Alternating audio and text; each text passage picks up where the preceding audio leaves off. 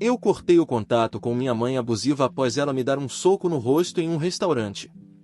Anos depois, ela tentou controlar meu casamento e agora exige ver minha filha. Meu nome é Clara, tenho 26 anos, e passo boa parte do meu tempo tentando reconstruir as paredes de uma alma que foi bombardeada durante toda a infância e juventude. Dizem que o vínculo entre mãe e filha é sagrado, uma conexão inquebrável que sustenta a estrutura da vida. Para mim, esse vínculo foi uma corrente de ferro aquecida no fogo do narcisismo e do vício.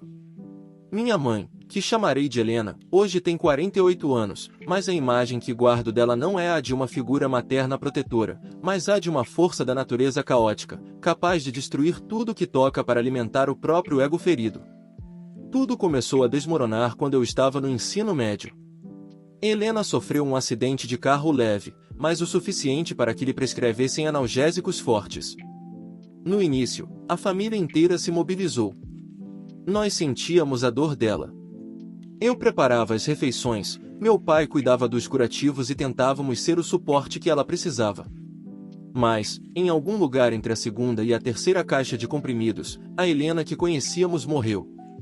Em seu lugar, surgiu uma criatura dependente, manipuladora e, acima de tudo, cruel. A dependência química transformou a impaciência dela em fúria cega. Pequenos erros domésticos, como um copo deixado na pia ou uma nota ligeiramente abaixo do esperado na escola, tornaram-se gatilhos para sessões de tortura psicológica que duravam horas. Ela sabia exatamente onde bater, não apenas fisicamente, mas onde a alma dói mais. Ela me chamava de fardo, dizia que eu era o motivo pelo qual o casamento dela com meu pai estava fracassando e que eu tinha sorte de ter uma mãe que ainda a tolerava. O ápice dessa primeira onda de terror aconteceu quando eu tinha 19 anos. Eu estava tentando cursar a faculdade e manter um emprego de meio período para guardar dinheiro e fugir daquela casa. Em um domingo ensolarado, ela insistiu que fossemos a um restaurante de frutos do mar no centro da cidade para celebrar o aniversário dela. Eu sabia que era uma péssima ideia. Ela já estava alterada desde o café da manhã. No restaurante, cercada por famílias felizes e casais apaixonados, o ódio dela encontrou um palco.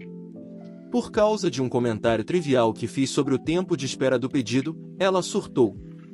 O rosto dela se transformou em uma máscara de ódio puro. Na frente de garçons, clientes e amigos da família, ela se levantou e desferiu um soco certeiro no meu rosto.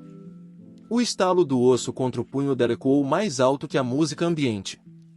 Eu caí da cadeira, o gosto de sangue inundando minha boca, enquanto ela gritava que eu era uma ingrata insolente que estava tentando estragar o dia especial dela. Naquele momento, enquanto o gelo do chão do restaurante tocava minha pele ardente, algo dentro de mim finalmente se quebrou, ou talvez, finalmente tenha se libertado. Eu não chorei. Eu me levantei, limpei o sangue com um guardanapo de papel e saí por aquela porta para nunca mais voltar a morar sob o mesmo teto que ela. Aquele soco foi o ponto final de uma história de abusos e o ponto de partida da minha jornada de silêncio. Cortei o contato completamente. Mudei de número, mudei de endereço e tranquei minhas redes sociais. Por 3 anos, eu vivi em uma paz relativa, embora assombrada por pesadelos e crises de ansiedade. Eu conheci o Lucas, um homem que me ensinou que o amor não precisa de gritos ou golpes para ser real. Nós construímos uma vida baseada no respeito e na segurança. Mas o fantasma de Helena nunca está longe demais, ele apenas espera o momento em que você está mais feliz para tentar arrastar você de volta para a escuridão. O ressurgimento dela aconteceu quando anunciei meu noivado com o Lucas. Através de parentes que ainda mantinham contato, a notícia chegou aos ouvidos dela. Helena não queria pedir perdão, ela queria controle. Ela começou a enviar e-mails monumentais, alternando entre o papel de mãe arrependida e o de vítima incompreendida. Ela dizia que o casamento de uma filha sem a presença da mãe era uma abominação e que ela tinha o direito legal e moral de organizar a cerimônia, escolher o meu vestido e decidir quem seriam os convidados. Ela tentou invadir o planejamento do meu casamento como se os anos de silêncio e o soco no restaurante nunca tivessem acontecido. Ela ligou para bufês fingindo ser eu, tentou cancelar reservas e enviou mensagens para a família do Lucas dizendo que eu era instável e que eles deveriam ter cuidado comigo. Foi uma tentativa de sabotagem orquestrada para me forçar a falar com ela, para me forçar a aceitá-la de volta apenas para que o caos parasse. Mas eu não era mais aquela menina caída no chão do restaurante. Eu tinha defesas agora. Eu tinha um futuro a proteger. O que Helena não sabia era que o casamento era apenas o começo. Eu estava grávida. E se ela achava que eu permitiria que ela chegasse perto da minha filha, ela estava prestes a descobrir que uma mãe que protege sua cria é muito mais perigosa do que uma mãe que destrói a sua própria. A batalha pelo meu casamento foi apenas o prelúdio. Agora, com minha filha nos braços, Helena decidiu que tem direitos de avó. Ela está ameaçando processos, enviando advogados à minha porta e postando em redes sociais que eu sou uma sequestradora que nega o amor de uma avó a uma criança inocente. O que ela não entende é que cada ameaça que ela faz apenas reforça o muro que construí. Esta é a história de como eu escolhi a minha sanidade em vez da família, e de como estou pronta para lutar até o fim para garantir que minha filha nunca saiba qual é o gosto do próprio sangue em um restaurante de frutos do mar. Os primeiros meses após o incidente no restaurante foram mergulhados num silêncio que, embora libertador, era assustadoramente pesado. Eu mudei-me para um quarto alugado numa zona da cidade que a minha mãe nunca frequentaria, um lugar onde as paredes descascadas e o cheiro à umidade pareciam palácios comparados com a prisão emocional da minha casa de infância. Eu acordava à meio da noite, com a mão no maxilar, sentindo o fantasma daquele soco, e verificava a fechadura da porta 3 ou 4 vezes. A paranoia era a herança que Helena me deixará, a sensação constante de que, a qualquer momento, ela apareceria para reclamar a posse sobre a minha vida. Durante esse período de luto em vida, conheci o Lucas. Ele entrou na minha rotina de forma sutil, como um cliente regular na livraria onde eu trabalhava. O Lucas tinha um olhar calmo e uma paciência que eu não sabia que existia em seres humanos. Quando finalmente começamos a sair, eu era uma pilha de nervos. Qualquer movimento brusco me fazia encolher, qualquer desacordo me fazia esperar um grito ou um golpe. Levou meses para ele desmantelar as minhas defesas. Ele nunca pressionou. Ele apenas estava lá, ouvindo os meus silêncios e validando a minha dor sem tentar minimizá-la com frases feitas sobre perdão familiar. Quando Lucas me pediu em casamento, 3 anos depois, num jardim botânico ao pôr do sol, eu chorei não apenas de alegria, mas de medo. Eu sabia que um casamento é um evento público, um farol que atrai até os parentes mais distantes. E Helena, com seu radar narcisista para momentos de felicidade alheia, não demoraria a captar o sinal. Eu tentei manter o noivado em segredo, mas a família é uma rede de fofocas inevitável. Uma tia distante, que ainda acreditava na santidade da mãe, acabou por contar a Helena que a sua filha perdida ia casar-se com um engenheiro promissor. A primeira investida de Helena não veio através de um grito, mas de um e-mail longo, formatado com uma frieza profissional que me gelou o sangue. Ela não mencionou o soco. Ela não mencionou os anos de abuso. Ela escreveu como se tivéssemos tido apenas um pequeno desentendimento de verão.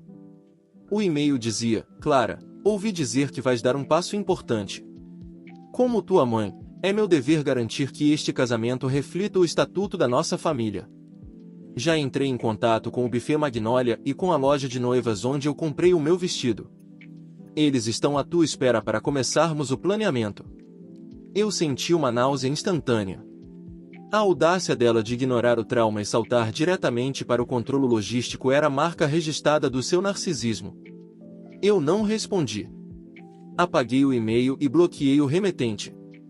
Mas Helena não aceita ser ignorada. No dia seguinte, recebi uma chamada do buffet que eu e o Lucas tínhamos escolhido, um lugar pequeno e íntimo, nada parecido com as ostentações que ela preferia. Olá, Clara? Disse a recepcionista. Recebemos uma chamada da sua mãe, a senhora Helena. Ela disse que houve um erro na reserva e que deveríamos alterar o menu para algo mais sofisticado e aumentar a lista de convidados em mais 40 pessoas. Ela também mencionou que o pagamento seria feito por ela, por isso alteramos os detalhes de contato.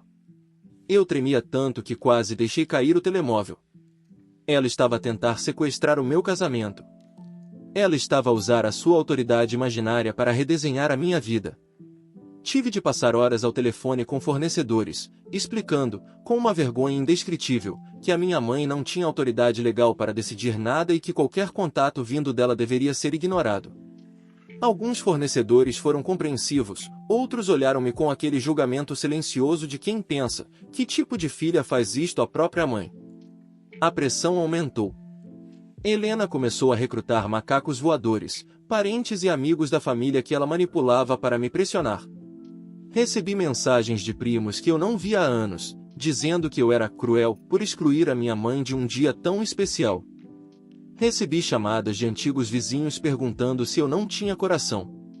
Helena tinha criado uma narrativa onde ela era mãe dedicada, injustiçada por uma filha rebelde e mentalmente instável. O momento mais sombrio aconteceu 2 semanas antes do casamento. O Lucas e eu estávamos a sair de uma prova de degustação quando a vimos.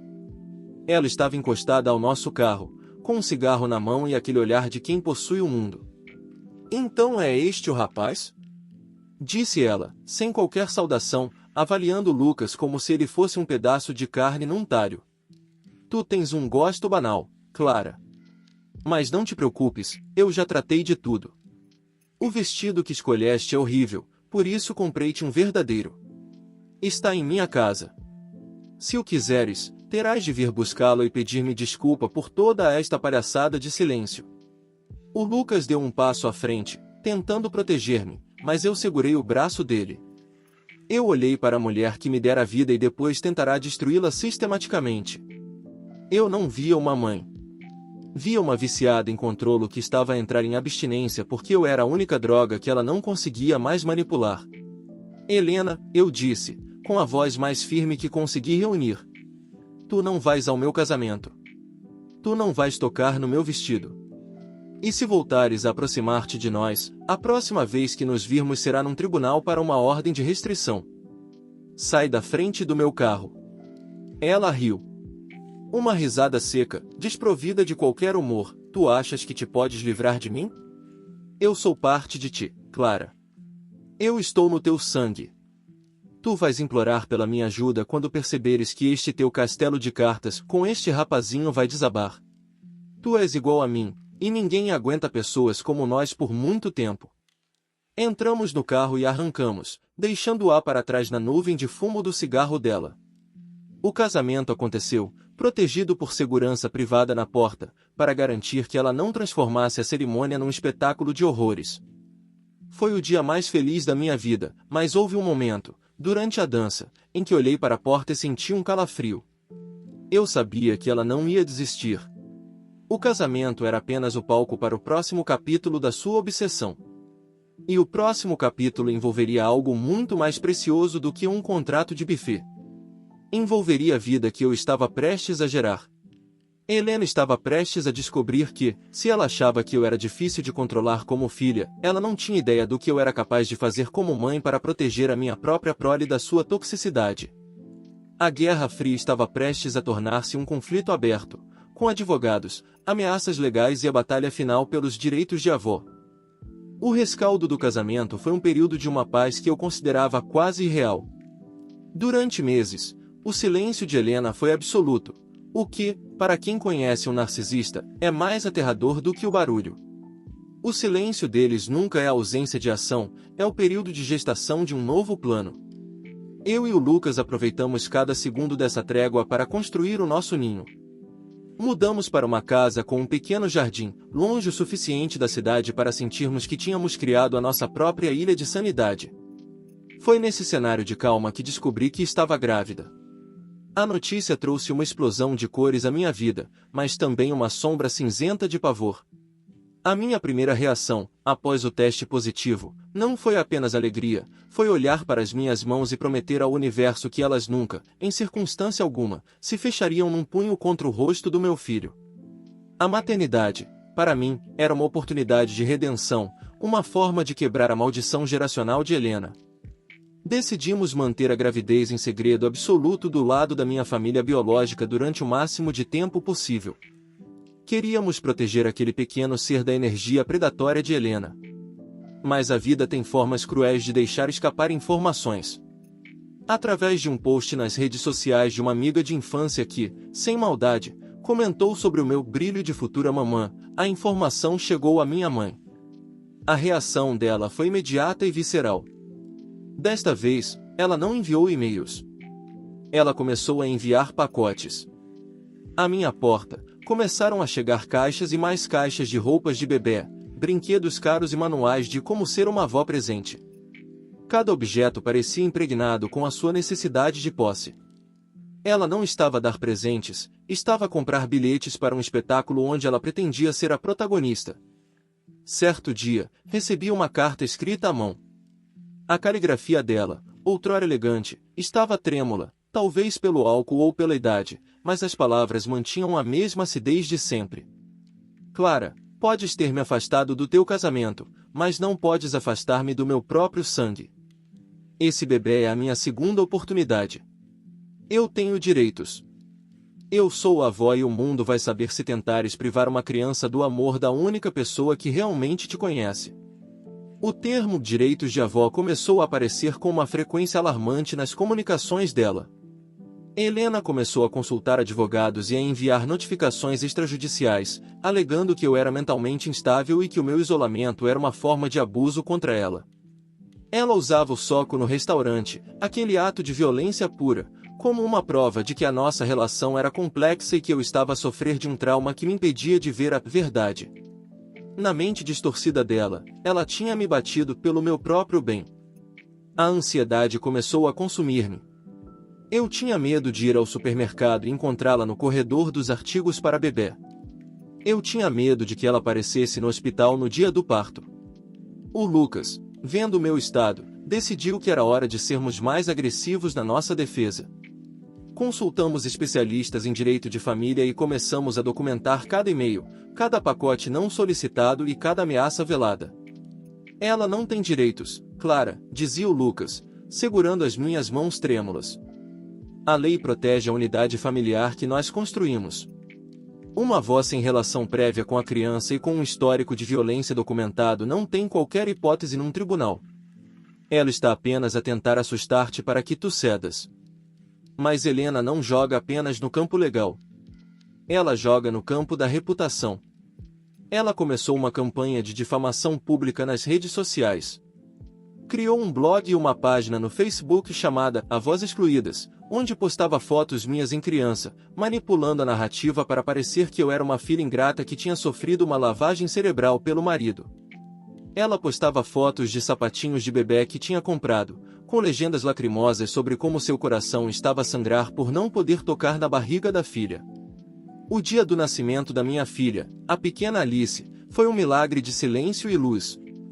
Graças a um esquema rigoroso de segurança no hospital, onde a foto de Helena estava fixada na recepção com a instrução de entrada proibida, conseguimos ter um parto tranquilo.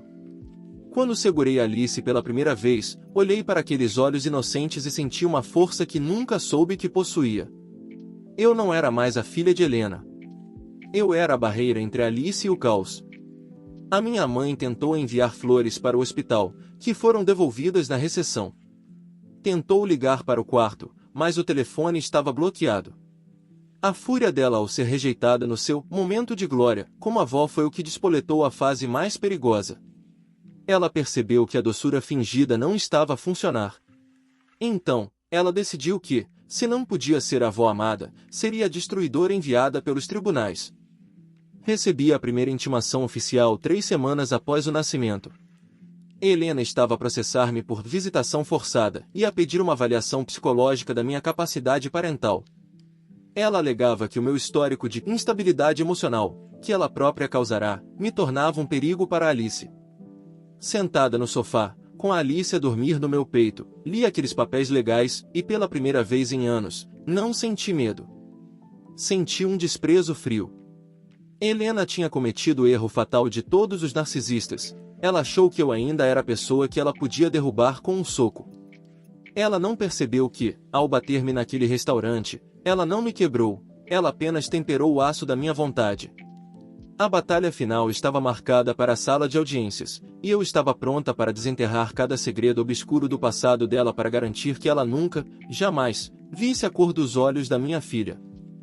O ar na sala de espera do tribunal de família era pesado, impregnado com o cheiro de café barato, papel antigo e o desespero silencioso de dezenas de famílias desfeitas. Eu segurava a bolsa com tanta força que meus nós dos dedos estavam brancos. Lucas estava ao meu lado, sua mão firme nas minhas costas, um porto seguro em meio à tempestade que Helena havia invocado. Alice estava em casa com a mãe do Lucas, protegida da toxicidade que estava prestes a transbordar naquela sala de audiência. Quando a porta se abriu e Helena entrou, acompanhada por um advogado que parecia jovem demais para entender a gravidade do que estava defendendo, o tempo pareceu desacelerar. Ela não parecia uma vilã de filme, ela parecia uma mulher comum, vestida com um conjunto de linho bege impecável, os cabelos presos num coque elegante, e uma expressão de mártir sofrida que ela provavelmente ensaiou diante do espelho durante semanas. Era essa a sua maior arma, a habilidade de parecer a vítima perfeita enquanto escondia as garras por trás de sorrisos ensaiados. "Bom dia, Clara", disse ela, com uma voz suave que tentava imitar carinho, mas que para meus ouvidos soava como unhas arranhando um quadro negro. "É uma pena que tenhamos chegado a este ponto. Tudo o que eu queria era segurar minha neta." Eu não respondi. O conselho do meu advogado foi claro: não dê a ela o combustível que ela procura. No tribunal, o silêncio é poder. Entramos na sala e o juiz, um homem de cabelos grisalhos e olhos que pareciam ter visto todas as formas de miséria humana, deu início à sessão. O advogado de Helena começou o seu espetáculo. Ele falou sobre laços biológicos sagrados, sobre o direito fundamental de uma avó de participar da linhagem da família e, o que mais me irritou, descreveu Helena como uma mulher que superou o vício e que estava sendo cruelmente punida por erros do passado, por uma filha vingativa. Ele apresentou fotos de Helena sorrindo comigo quando eu era criança, fotos de 20 anos atrás, de uma época antes de as pílulas transformarem sua alma em cinzas. "Meritíssimo", disse o advogado dela, "a senhora Helena é uma mulher recuperada. Ela comprou um enxoval completo, dedicou um quarto em sua casa para a neta e tem sido impedida de sequer saber a cor dos olhos da criança. Isso não é apenas alienação familiar, é uma tortura psicológica contra uma idosa." Eu sentia raiva subindo pela minha garganta, uma chama quente que ameaçava me fazer gritar. Mas eu olhei para o meu advogado, o Dr. Arnaldo, que apenas acenou para que eu me acalmasse. Quando chegou a nossa vez, o tom da sala mudou. "Meritíssimo", começou o Dr. Arnaldo, com uma voz calma e profunda, "não estamos aqui para discutir a saudade de uma avó. Estamos aqui para discutir a segurança de uma recém-nascida. A senhora Helena fala em recuperação, mas ignora o fato de que o corte de contato não foi um capricho adolescente. Foi uma medida de sobrevivência." Ele então colocou sobre a mesa do juiz uma pasta grande. Dentro dela, não havia fotos felizes de infância. Havia o boletim de ocorrência do restaurante.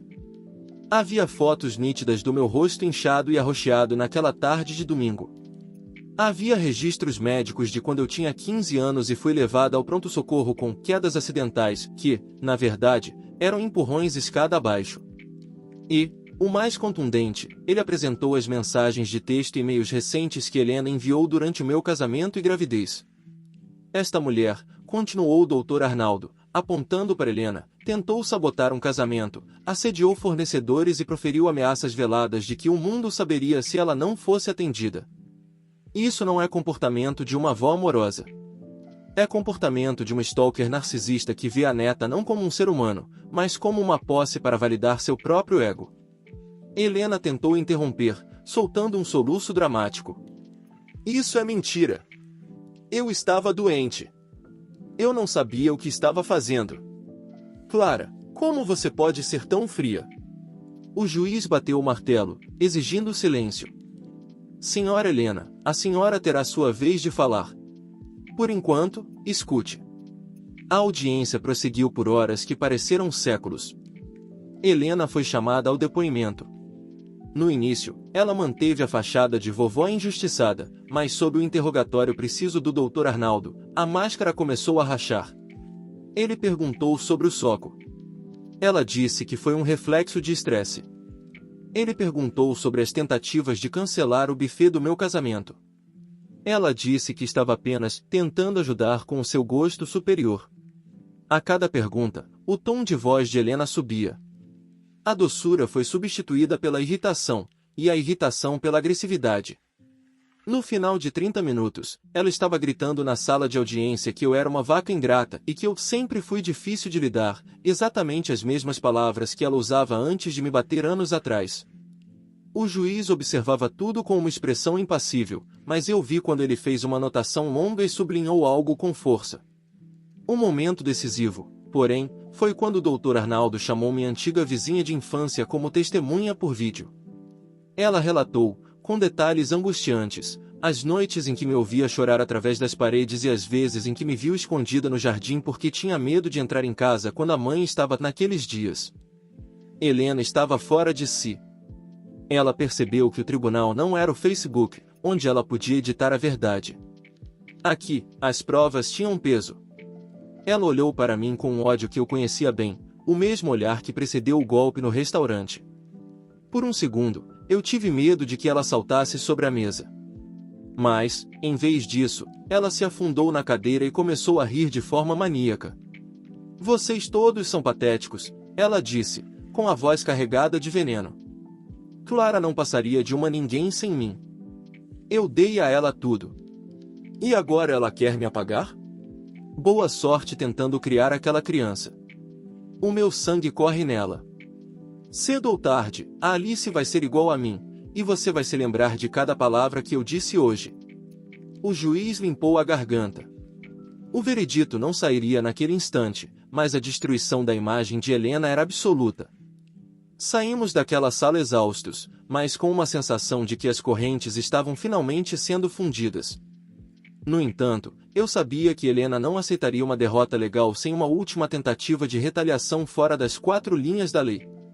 Ela estava encurralada, e um animal encurralado é quando ele se torna mais perigoso. Ao voltarmos para casa, o Lucas e eu fomos recebidos pelo silêncio reconfortante do nosso lar, mas havia algo na caixa de correio. Um envelope vermelho, sem remetente. Dentro, apenas uma mecha de cabelo loiro, exatamente da cor do cabelo da Alice, e um bilhete que dizia: "Eu sempre encontro um jeito de entrar." Meu coração parou.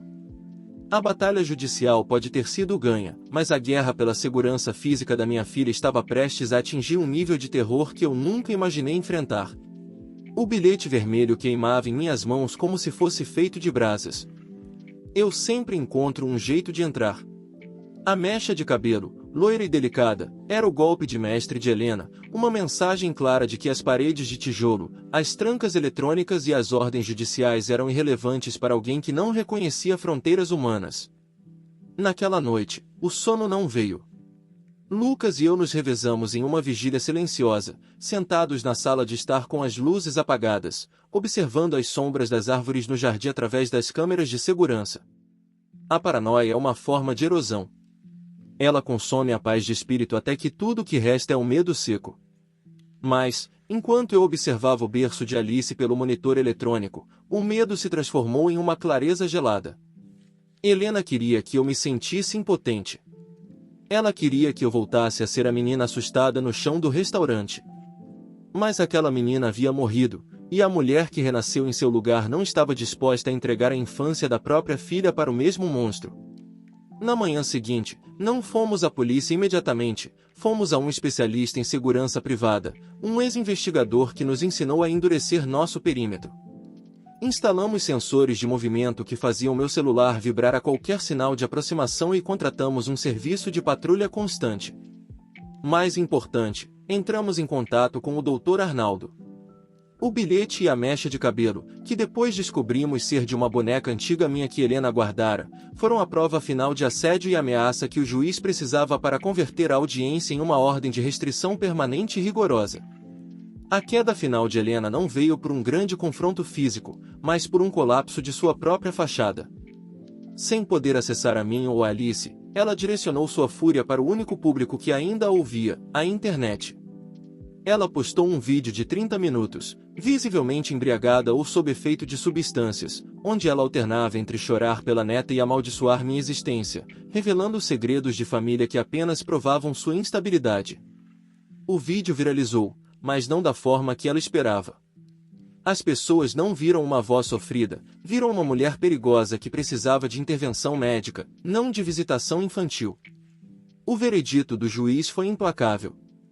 Baseado no comportamento dela no tribunal, nas evidências de assédio e no relatório psiquiátrico solicitado, Helena foi proibida de se aproximar de mim, do Lucas ou da Alice por uma distância de 500 metros, sob pena de prisão imediata. Mais do que isso, o juiz declarou que qualquer tentativa de contato através de terceiros ou meios digitais seria considerada violação da ordem. Semanas se transformaram em meses. O silêncio voltou, mas desta vez era um silêncio diferente. Não era o silêncio da expectativa do golpe, mas o silêncio da cicatrização. Soubemos através de meu pai, que finalmente decidirá se afastar definitivamente dela após o julgamento, que Helena havia se mudado para outro estado, alegando que esta cidade estava envenenada contra ela. Ela foi embora para tentar encontrar um novo público para seu drama, uma nova plateia que não conhecesse a história do soco no restaurante. Hoje, Alice tem 2 anos. Ela é uma criança solar, cheia de risos e de uma curiosidade que me encanta todos os dias. Às vezes, quando ela tropeça e cai, eu corro para pegá-la. Meus instintos ainda gritam, mas minhas mãos são suaves. Eu a envolvo em um abraço e sussurro que ela está segura. Eu olho para o meu reflexo no espelho e não vejo mais a Helena me encarando de volta. Vejo a Clara, a mãe que quebrou a corrente. Ainda há dias difíceis. O trauma não desaparece, ele apenas se torna uma cicatriz que você aprende a ignorar. Mas quando vejo Lucas lendo para Alice na poltrona da sala, ou quando passeamos pelo parque sem olhar por cima dos ombros, sinto que venci. A herança que deixarei para minha filha não será de dor e manipulação, mas de autonomia e amor incondicional. Cortei o contato com minha mãe abusiva para salvar minha vida. Mantive o corte para salvar a vida da minha filha. E se eu tivesse que fazer tudo de novo, cada confronto, cada audiência, cada noite de medo, eu faria. Porque a paz que sinto agora, vendo minha filha crescer em um mundo onde o amor nunca dói, vale cada centavo, cada lágrima e cada centímetro de distância que coloquei entre nós e o passado. A história da nossa família começou de novo, e desta vez, as páginas estão limpas, prontas para serem escritas com a doçura que eu nunca tive, mas que fiz questão de construir. Esta é a 5ª e última parte da jornada de Clara. Para cumprir sua exigência de volume e densidade, este capítulo final mergulha no suspense psicológico, na resolução do conflito de segurança e na reconstrução de uma vida livre das sombras, detalhando cada nuance do desfecho. Eu cortei o contato com minha mãe abusiva após ela me dar um soco no rosto em um restaurante. Anos depois, ela tentou controlar meu casamento e agora exige ver minha filha. Parte 5 de 5. O bilhete vermelho queimava em minhas mãos como se fosse feito de brasas. Eu sempre encontro um jeito de entrar. A mecha de cabelo, loira e delicada, era o golpe de mestre de Helena, uma mensagem clara de que as paredes de tijolo, as trancas eletrônicas e as ordens judiciais eram irrelevantes para alguém que não reconhecia fronteiras humanas. Naquela noite, o sono não veio. Lucas e eu nos revezamos em uma vigília silenciosa, sentados na sala de estar com as luzes apagadas, observando as sombras das árvores no jardim através das câmeras de segurança. A paranoia é uma forma de erosão. Ela consome a paz de espírito até que tudo o que resta é o medo seco.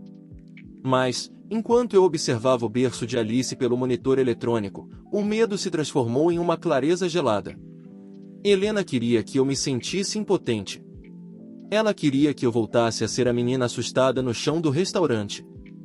Mas aquela menina havia morrido, e a mulher que renasceu em seu lugar não estava disposta a entregar a infância da própria filha para o mesmo monstro. Na manhã seguinte, não fomos à polícia imediatamente, fomos a um especialista em segurança privada, um ex-investigador que nos ensinou a endurecer nosso perímetro. Instalamos sensores de movimento que faziam meu celular vibrar a qualquer sinal de aproximação e contratamos um serviço de patrulha constante. Mais importante, entramos em contato com o Dr. Arnaldo. O bilhete e a mecha de cabelo, que depois descobrimos ser de uma boneca antiga minha que Helena guardara, foram a prova final de assédio e ameaça que o juiz precisava para converter a audiência em uma ordem de restrição permanente e rigorosa. A queda final de Helena não veio por um grande confronto físico, mas por um colapso de sua própria fachada. Sem poder acessar a mim ou a Alice, ela direcionou sua fúria para o único público que ainda a ouvia, a internet. Ela postou um vídeo de 30 minutos, visivelmente embriagada ou sob efeito de substâncias, onde ela alternava entre chorar pela neta e amaldiçoar minha existência, revelando segredos de família que apenas provavam sua instabilidade. O vídeo viralizou, mas não da forma que ela esperava. As pessoas não viram uma avó sofrida, viram uma mulher perigosa que precisava de intervenção médica, não de visitação infantil. O veredito do juiz foi implacável.